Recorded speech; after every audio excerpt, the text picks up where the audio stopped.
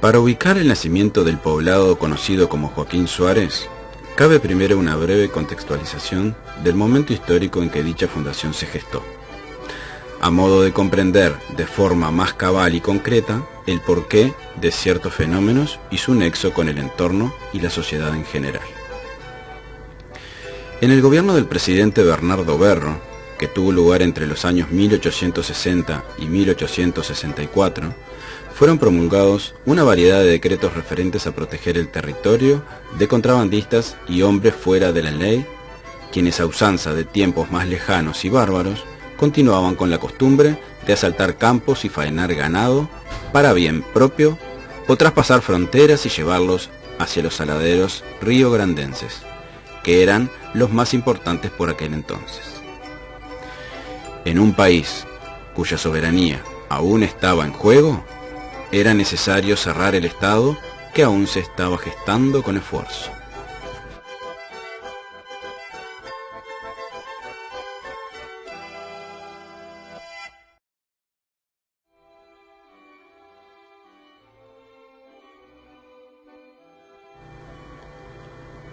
Comenzaba entonces una etapa proteccionista del país, ya que muchas de esas enormes extensiones de territorio estaban en manos de estancieros, para quienes la propiedad privada se debía mantener.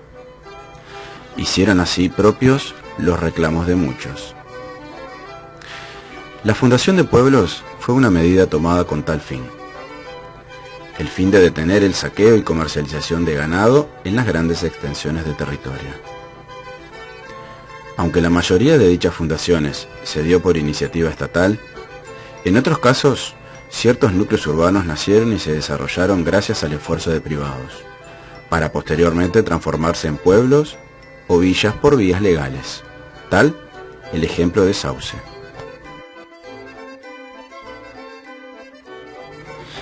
En 1870, el Senado y la Cámara de Representantes aprueban la concesión para el establecimiento del ferrocarril a vapor del Este, a don Alfonso Bayen, que comprendía los poblados de Pando, Minas, San Carlos, Maldonado y Rocha. Es en 1874 cuando se aprueba la ley 1218, que declara la utilidad pública las obras necesarias para la construcción del ferrocarril a Pando, según planos aprobados por el Poder Ejecutivo. Es a partir de entonces que la compañía de ferrocarril trabajará en el establecimiento de sus vías hasta Pando. Por aquel entonces, en el emplazamiento de lo que hoy es Joaquín Suárez, no había más que chacras y una veintena de productores, motivo suficiente para construir una estación de ferrocarril en el año 1881. Dicha construcción estuvo a cargo del ingeniero Andreone, del cual se hablará más adelante. El emplazamiento de la estación en lo que a posteriori sería Suárez se realiza 1 kilómetro antes de lo que ya se denominaba como paraje Cuchilla Alta, entre Toledo y Pando, una de las zonas más altas del departamento de Canelones, ubicada en las inmediaciones de donde encontramos hoy la cancha de fútbol sobre el final de la doble vía. Es así que un señor llamado Francisco Piria, atento al curso de los hechos, compra ese mismo año 4 fracciones de campo. Aquel joven y visionario personaje ya está planificando la construcción de un gran centro poblado. Francisco Piria había nacido en Montevideo el 21 de agosto de 1847. Era hijo de inmigrantes genoveses, por lo que a decisión de su familia, sus primeros años educativos transcurrieron en Italia. A su regreso, joven aún, estuvo un tiempo en el ejército. Él mismo diría más tarde que ese fue su único trabajo, ya que a los 20 años ejercía actividades de rematador y hombre de negocios en el Mercado Viejo, aún dentro del área que ocupara la ciudadela de Montevideo. Pasaba sus horas allí, en una tienda de remates confeccionada por él mismo, hasta el año 1875. Fue desde ese punto en la cercana y aún bárbara ciudad de Montevideo donde puede dar inicio la historia de Joaquín Suárez. Era común en este seductor personaje el hecho de aventurarse al negocio y salir victorioso en el intento. Fue de manera similar como años atrás había fundado varios barrios dentro de Montevideo, vendiendo solares en cuotas, lo que lo llevó a amasar gran parte de su fortuna. Como hombre intelectual, poseía otros intereses, como la literatura, el periodismo, y últimamente se ha hablado mucho de su afición por la alquimia. En octubre del año 1882 aparecen en el periódico La Nación varios avisos promocionando un viaje en tren, con comida y bebidas incluidas, para todo aquel que quisiera ir a conocer un prometedor e incipiente territorio y no gastar un solo céntimo. El diario El Ferrocarril publicó el día 11 de octubre que la fiesta de inauguración prometía ser soberbia. Según la empresa La Industrial, fundada por el propio Piria, habría manjares, juegos, y citaba que el número de invitados ascendía a 10.000, cifra disparatada por donde se la mirase. El día llegó, y es así que el 15 de octubre de ese año se lleva a cabo la inauguración oficial de Joaquín Suárez. Si bien se realizó en esa fecha, Piria ya había empezado a construir los cimientos, tanto de la iglesia como de la escuela, habiendo también publicado dichos avances en la prensa. Piria consideró la necesidad de construir velozmente un centro educativo, con el fin de que los primeros pobladores de este lugar no carecieran de la riqueza que para aquel personaje significaba el conocimiento. Todo esto es reflejo fiel de sus principios liberales y a las corrientes filosóficas y políticas que tenían al filósofo Augusto Comte como referente. Ahora, ya en el mes de noviembre de ese mismo año, más precisamente el día 14, y habiendo nuevamente publicado avisos en la prensa de la época, Piria organiza un segundo viaje, esta vez para la inauguración de dicha escuela, en donde promete la presencia de lo más selecto de Montevideo. Imaginemos por un instante cómo lucía ese territorio que hoy es la ciudad de Joaquín Suárez aquella tarde de noviembre del año 1882. Como se dijo, había ya antes de la fundación algunas chacras, por lo que ya aparecían espaciadas entre sí por varias millas ciertas construcciones. Luego la estación, recientemente construida junto a las vías del tren, y en lo alto de una colina, hacia el sureste, la escuela, que nació con el nombre de Juan Manuel Bonifaz. Cuando la comitiva desciende de las máquinas, ya varios pobladores del lugar la acompañan en sus caballos en dirección a la escuela. La construcción era adusta. Sus dimensiones eran de 10 metros de largo por 5 de ancho, con techo a 2 aguas, una puerta y 2 ventanas. Las 3 aberturas mirando hacia la estación, en dirección este. Si bien no quedan vestigios visibles de lo que fue la primera escuela de Suárez, se estima que fue realizada en mampostería de ladrillos, tal como era común en la época, con un material aglutinante parecido a un mortero mezcla de cal y cierto tipo de barro, con una cimentación en piedra ahogada. La inauguración transcurre sin pormenores, en presencia de autoridades escolares, los visitantes y el propio fundador, quien entrega las llaves y los títulos al inspector nacional allí presente. Luego de los halagos protocolares, procedió Piria a pregonar a viva voz los beneficios de la zona, repartiendo planos a los recién llegados en donde se mostraban los solares ofrecidos. Explicó las facilidades de pago y las ventajas de vivir en ese incipiente centro poblado que, de forma exagerada como era su costumbre, prometía como el mejor sitio para vivir y prosperar.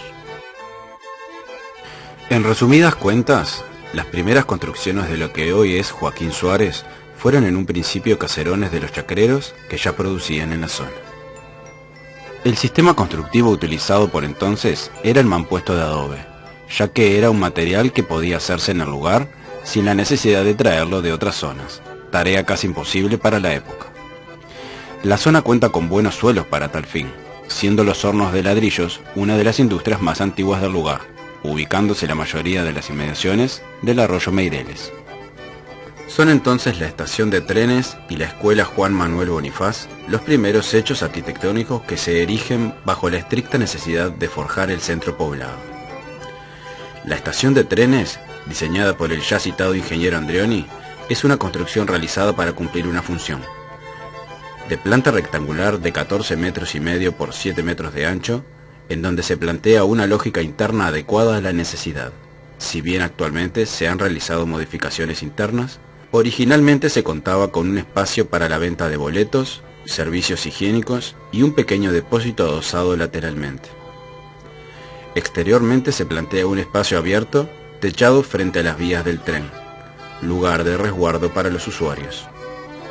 Si bien la estación aparece a nuestros ojos como una construcción simple, el diseño posee patrones comunes a casi la totalidad de las estaciones y construcciones ferroviarias que se crean por entonces.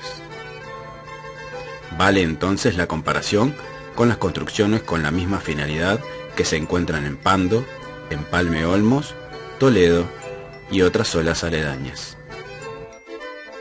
Son de especial destaque las construcciones realizadas en el pueblo de Conchillas, en el departamento de Colonia, y fundado por ingleses, en donde un conjunto de más de 100 casas de este estilo perduran en el tiempo y en condiciones más que satisfactorias, a pesar de contar con más de 120 años.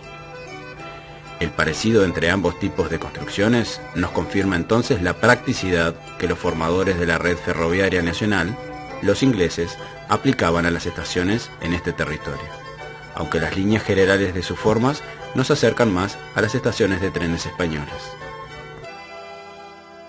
Fue el ya citado ingeniero Luigi Andreoni, posterior exponente del eclecticismo historicista, el director de las obras correspondientes a la línea Toledo-Pando a partir del año 1877, línea que posteriormente seguiría hasta Minas, aunque los diseños de las estaciones de trenes no le pertenecían, ya que fue aquel su primer trabajo luego de arribar desde Italia en el año 1876. El estilo arquitectónico de dichas construcciones era previo, aportando únicamente él su conocimiento en la dirección de las obras. Su reconocimiento como profesional tendría que esperar todavía un tiempo, con obras como la Estación Central, el Hospital Italiano o el Palacio Bujareo, todas sí con un marcado estilo ecléctico. Las construcciones de la época dirigían sus cargas al suelo de forma lineal, por lo que los muros se denominan portantes. El peso propio de los muros está directamente apoyado sobre la cimentación. A diferencia del sistema posteriormente utilizado, conocido como hormigón armado, el cual revolucionó de manera drástica la construcción al permitir mediante el trabajo en conjunto de hormigón y acero el diseño de grandes espacios sin apoyos intermedios. Los muros portantes de mampostería debían de ser gruesos y sólidos, con un porcentaje de espacio reservado para las aberturas relativamente pequeño, ya que los mampuestos deben estar apoyados sobre otros mampuestos, para que la totalidad de la estructura no colapse. Las aberturas de puertas y ventanas se resolvían construyendo arcos con una disposición diferente de los ladrillos, sistema utilizado ya en la época romana. Las cubiertas de este tipo de construcciones eran livianas, consistiendo en una tirantería de madera como estructura de soporte y una cubierta superior variada, que podría ir desde chapa de zinc hasta sistemas un tanto más complejos, como pueden ser los techos llamados a la porteña, que es un antiguo estilo colonial, mixtura de tirantería de madera, mampuestos, argamasa de asiento y baldosas cerámicas. Como se explicó anteriormente, las construcciones que siguieron a la de la estación de trenes fueron la escuela Juan Manuel Bonifaz, de 10 metros de largo por 4 metros de ancho, construida con similares características, y la primera iglesia católica, ubicada frente a lo que hoy es la Plaza de Deportes, con orientación frontal hacia el este. Joaquín Suárez cuenta a su vez con otros sitios patrimoniales, considerados así por la propia comunidad. Sitios forjados por personalidades que apostaron a estas tierras por motivos de diversa índole. Tal el caso de Diego Pons, quien fue también, como Piria, hijo de inmigrantes. Había nacido en Montevideo el 21 de febrero de 1862, y ya con 18 años comienza a desempeñarse como contador público, habilitado por el Juzgado de Comercio de entonces. Por intermedio de vínculos laborales, conoce a personalidades que cambiarán el rumbo de su historia empresarial. Ellos son los señores Pascual Arriague, Pablo Barsi y Federico Videla, quienes lo inician tanto en la vitivinicultura como en la masonería. Es así que en el año 1888 compra tierras en la zona, plantando 87 hectáreas de cepas francesas, generando entonces viñedos y produciendo aceite de oliva, cereales y forrajes. En el año 1891 es elegido presidente de la Sociedad Vitícola Uruguaya y entre 1894 y 1899 fue presidente de la Asociación Rural Uruguaya. Supo ser a su vez diputado en varios periodos y durante la presidencia de Juan Lindolfo Cuestas fue ministro de Hacienda. Sus inicios en la masonería datan de 1884, siendo miembro de varias logias durante su estancia dentro de la organización. Muere en diciembre de 1944, habiendo vendido en septiembre de ese mismo año las extensiones de viñedos y campos en donde hoy está instalada la empresa Parelasa Ranz.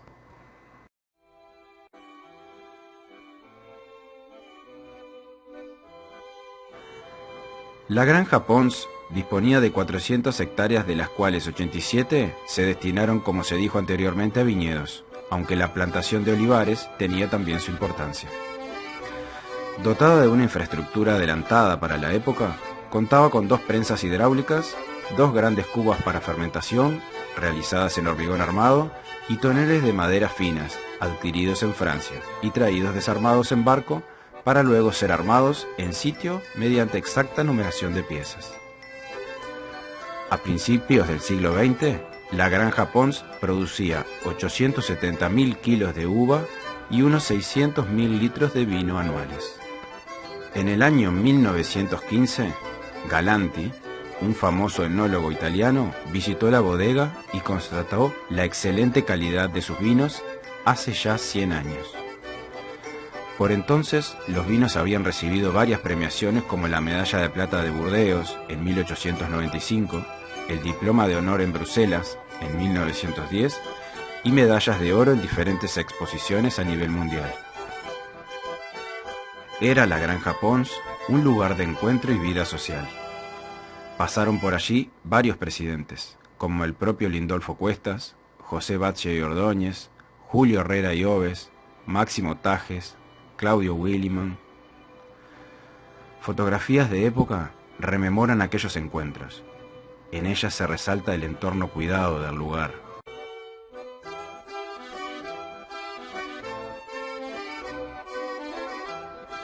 Otro ícono patrimonial importante, esta vez arquitectónico y más reciente, aunque no menos significativo para la población de Suárez, es la Iglesia Católica, que congrega a los parroquianos de Joaquín Suárez y zonas aledañas.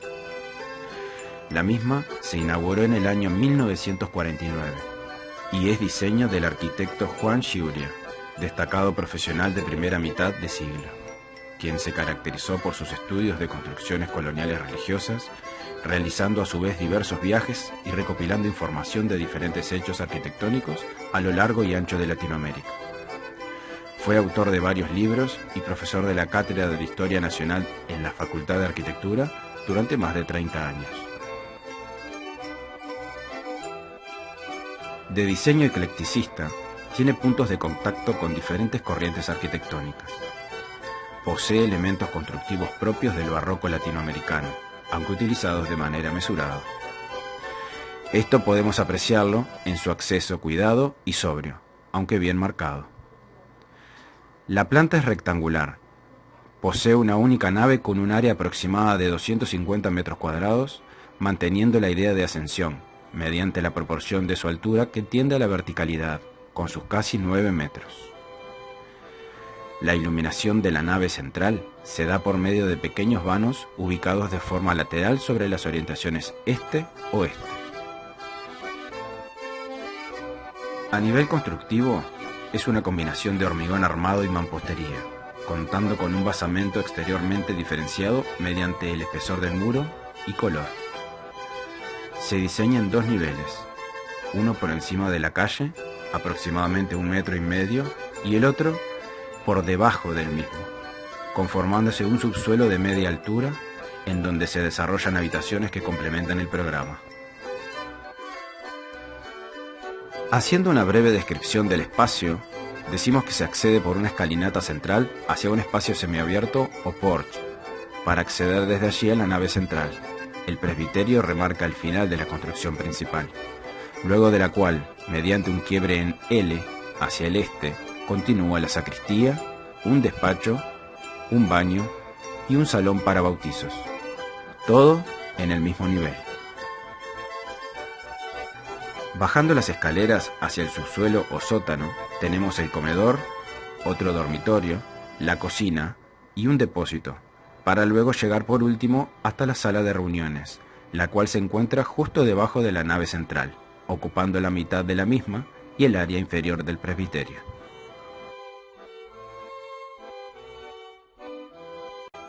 La cubierta está realizada en hormigón armado y dispuesta a dos aguas, de forma que su cumbrera coincide longitudinalmente con la construcción. La terminación de tejas, así como las aberturas y otros detalles de la construcción, nos recuerdan los orígenes españoles y las construcciones premodernistas de finales del siglo XIX y principios del XX. Otros hechos arquitectónicos de la zona que cabe destacar son los pabellones que se encuentran en la colonia Berro, de singular notoriedad y construidos por el arquitecto militar Alfredo Campos, autor de variados edificios dentro de la órbita castrense. Cerramos así esta breve reseña patrimonial, esperando que haya sido de vuestro agrado. Muchas gracias.